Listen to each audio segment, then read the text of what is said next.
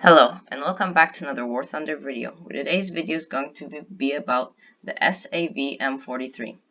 The SAV M43 is a Rank 2 Swedish tank destroyer at battle rank 3.0, and in today's video I'm going to talk a bit about the history of this vehicle and how it plays out in War Thunder.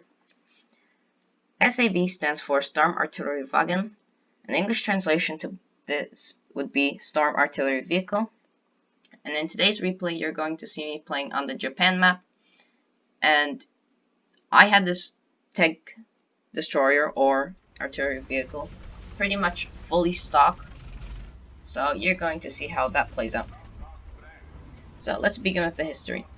The SAV M43 was based off of the Czech Hetzer chassis, but used a 75mm gun as well as a 105mm gun later on. Many different guns were tested on this tank destroyer or artillery vehicle before, but the 75mm gun was used. The Swedish army wanted an artillery vehicle that could keep up with the rest of the army, which were the tanks and the infantry. The SAV M43 had to be able to go through Swedish terrain, especially during the rough winter. It can be some pretty rough terrain to go through.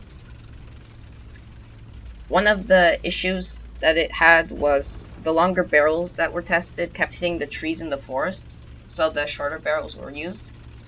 The Swedish army ordered 36 SAV M43s in 1944, and it underwent battlefield exercises and were placed on the Norwegian border.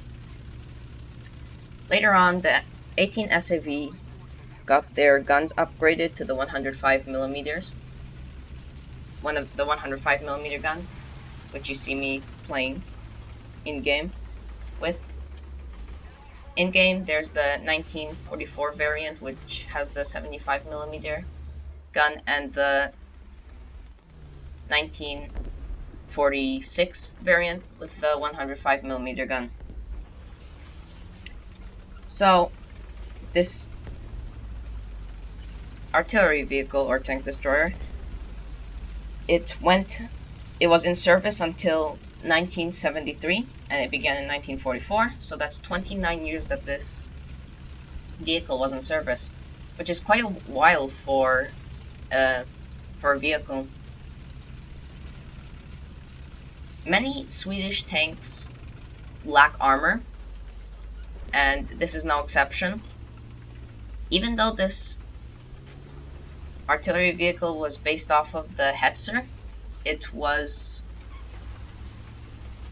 still really lacked armor.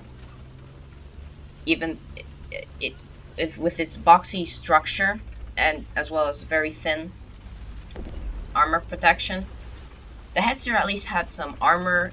Well, it had thicker armor as well as much better angling.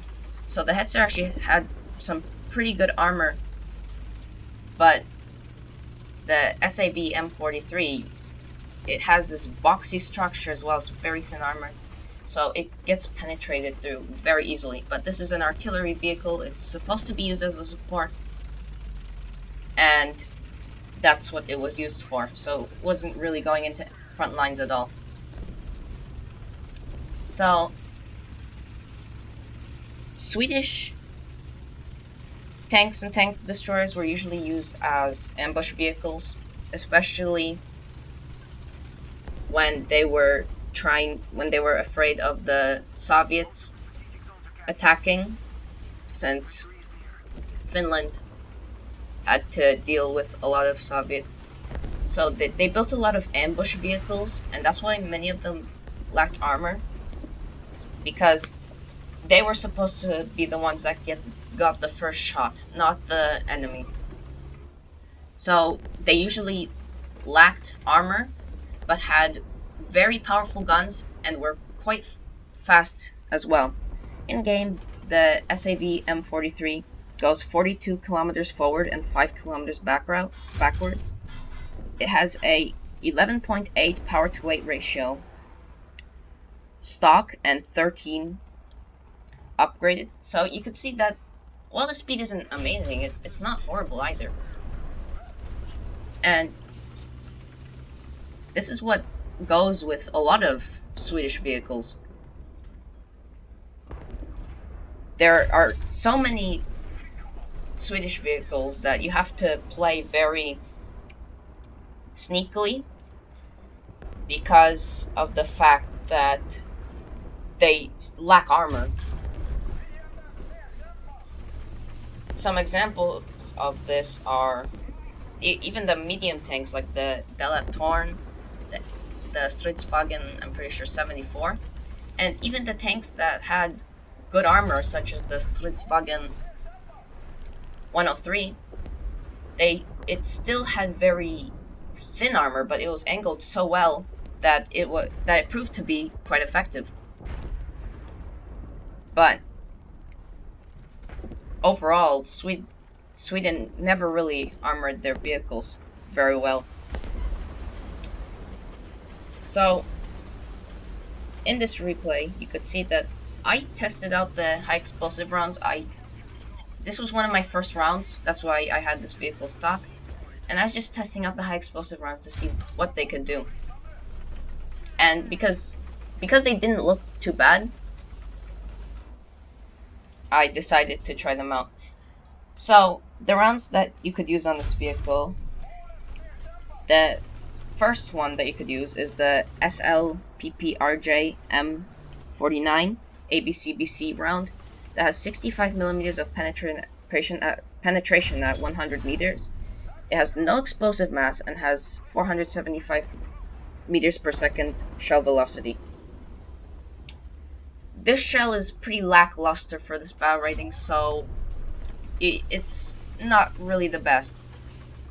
But you're going to have to use it, and it isn't the worst stock grind, but it's still pretty hard.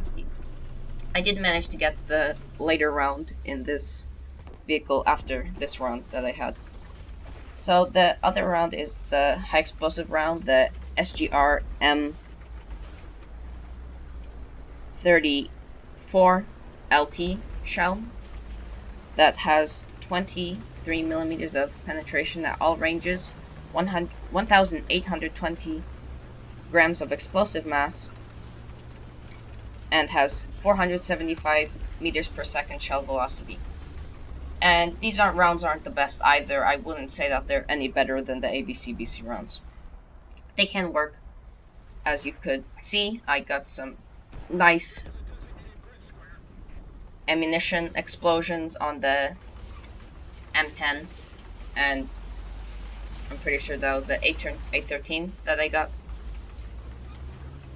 But the best shell, which you get later on, is the PSGRM49 high explosive anti-tank round that has 240 millimeters of penetration at all ranges, 950 grams of explosive mass, and 425 meters per second shell velocity.